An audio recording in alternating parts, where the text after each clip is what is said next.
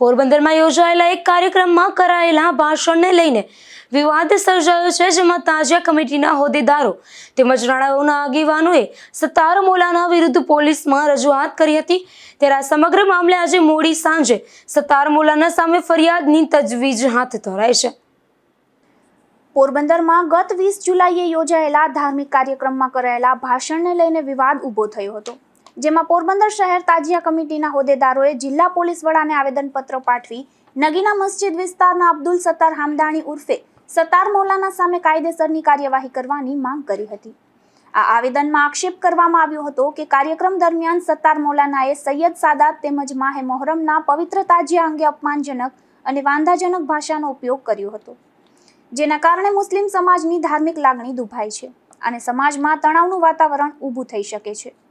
આ ઉપરાંત આવેદનમાં એવો પણ આક્ષેપ કરવામાં આવ્યો છે કે ભાષણ દરમિયાન સરકાર અને પોલીસ પ્રશાસન અંગે પણ અપમાનજનક ટિપ્પણીઓ કરવામાં આવી હતી।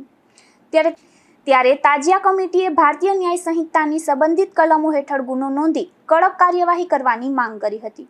ત્યારે આ વિવાદાસ્પદ ભાષા અંગે કીર્તિ મંદિર પોલીસ મથકમાં સત્તાર મૌલાના સામે ફરિયાદની તજવીજ હાથ ધરાઈ છે। નિપુલ પોપટ સાથે અશોક થાનકી, ગુજરાત ન્યૂઝ, પોરબંદર।